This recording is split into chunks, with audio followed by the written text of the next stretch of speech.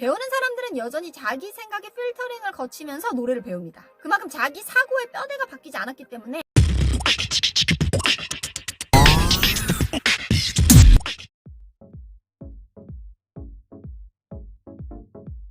당신의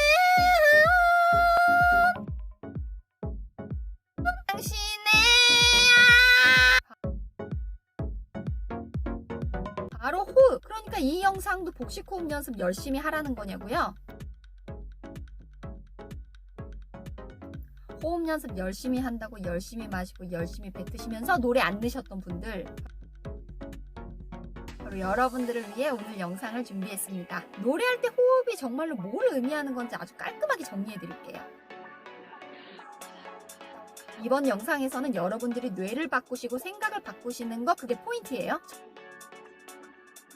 첫 번째 호흡은 소리가 나오는 길이에요. 길이 있어야 그 길을 타고 자동차가 갈 수 있죠. 소리가 나오는 길이라서 길 모양에 따라서 소리가 달라지는 거예요. 길이 모든 것을 결정한다는 거 꼭 기억하세요. 말하듯이 노래하기를 열심히 하다 보면 호흡의 위치가 낮아져서 고음을 내려고 할 때 몸에서 압력이 만들어지죠. 압력에 대한 기본 개념을 잘 모르시는 분이 계시다면 주사기 비유와 관련된 영상을 꼭 찾아서 먼저 들어보세요. 지난번 주사기 비유에서는 제가 압력에 대한 개념을 중심으로 설명을 드렸다면, 오늘은 이제 실제로 압력을 타고 나가는 소리에 대한 이야기를 좀 해보려고 해요. 끝까지 시청하시고 질문이 있으시면 댓글에 많은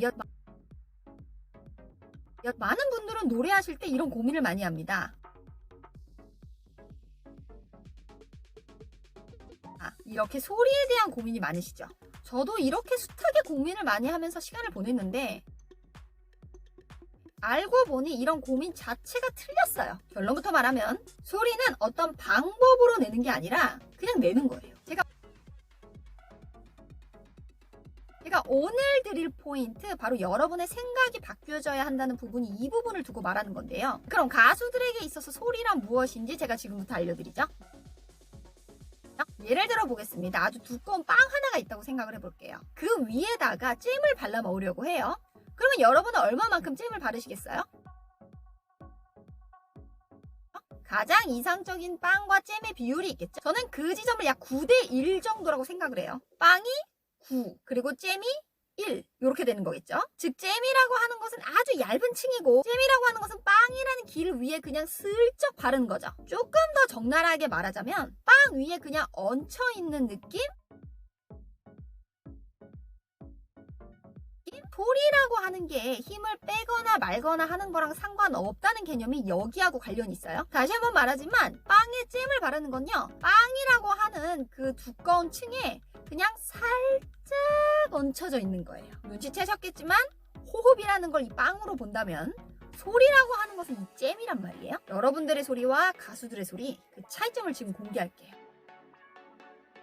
그러니까 가수들은 90%라고 하는 이 압력을 만드는데, 이 통을 만드는데, 소리가 지나가는 이 길인 이 빵층을 만드는데 모든 에너지를 소비하고, 그리고 단 10%의 정도로만 소리를 신경 써서 낸다면, 반대로 노래를 잘 못하시는 분들은 소리에 대한 집착이 너무 많다 보니까 빵층이 이만큼 산처럼 돼 있어요. 한 90%. 그리고 몸을 쓰는 방식에 대해서는 약 10, 그러니까 거꾸로 된 거죠.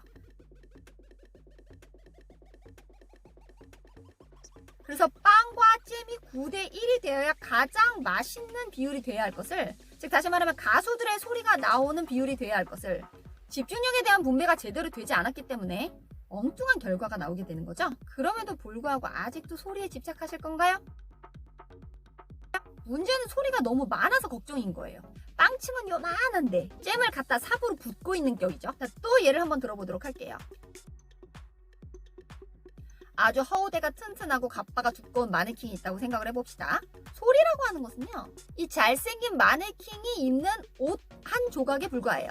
이 잘생긴 마네킹이 입는 흐물흐물한 1000조각에 불과해요. 옷이 핏을 결정하는 게 아니라 마네킹이 옷의 핏을 결정하죠. 옷은 흐물흐물, 뼈대는 마네킹이에요. 그래서 이 마네킹이 호흡이고 압력이다 이 얘기죠. 그런데 이렇게 제가 말씀드리면 아하 하면서 고개를 끄덕끄덕거리는 상황과는 달리 많은 학생들이 실제로 노래를 하면 다시 소리에 집착을 합니다. 여러분도 혹시 보컬 레슨이 소리를 잘 내는 방법이라고 생각을 하시면서 레슨을 받으셨던 분이 많이 계실 거예요. 제가 하고 싶은 얘기는 여러분들은 소리를 어떻게 내야겠다라고 하는 그 생각과 집착에서 오늘 좀 나오셔야 된다는 얘기예요. 소리는 특별한 게 없습니다. 이 개념을 알고 계셔야만 자기 목소리로 노래하는 것을 배우실 수 있어요. 그리고 단 한 가지에만 신경을 쓰고 나머지 모든 것들은 자동적으로 따라오시는 것을 경험할 수 있겠죠. 학생들은 한 번 노래를 부르고 나서 저한테 이런 얘기를 해요. 노래를 배우는 학생들이 많이 쓰는 표현은 제가 지금 이런 소리를 내고 있다, 저런 소리를 내고 있다, 소리를 어떻게 내고 있다, 뭐 이런 표현을 많이 쓰죠. 근데 이게 결과적으로 보면 맞는 얘기일 수가 있는데 원리적으로 보면 이게 틀린 얘기예요. 사실 몸의 입장에서 보면은 이런 표현은 이렇게 바꾸는 게 더 맞을 것 같아요. 선생님 이번에는 소리를 좀 뱉어서 불러봤어요. 선생님 이번에는 소리를 좀 부드럽게 내봤어요. 선생님 이번에는 소리를 좀 세게 냈어요. 결국 표현은 무지하게 많아 보이는데 결론적으로는 둘 중 하나예요. 힘을 많이 줘가지고 압력의 밸런스가 무너지거나 혹은 고음이 주는 압력을 버틸 힘이 없어서 압력의 밸런스가 무너지거나 둘 중 하나라는 거예요.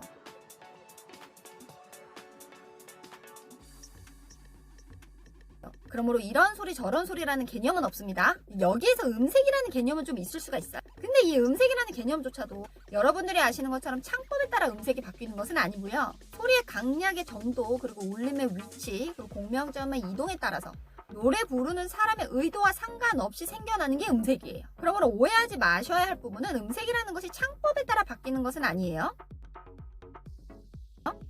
그렇다면 여러분들은 이제 노래 배울 준비가 되셨네요. 지금 내 소리가 마음에 안 들어서 소리를 변형시켜서 내가 다른 소리를 내야 한다. 그렇게 하기 위해서 보컬 레슨을 받는다. 내 소리를 변형시켜서 낼 수 있도록 해결하기 위해서 보컬 레슨을 받는다. 이렇게 안 할 것이기 때문에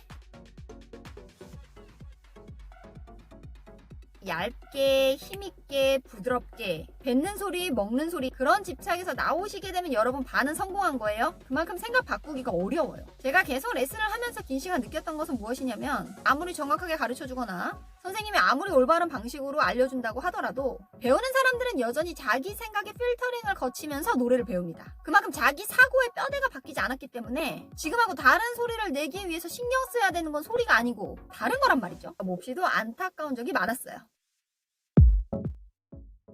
그래서 제가 있으니 여러분들은 걱정하지 마시고 영상을 꾸준히 시청해주시고 바꿔주시고 알려드리는 연습을 꾸준히 하세요. 영상이 좋으셨다면 구독과 좋아요, 알림 설정까지 꼭 부탁드릴게요.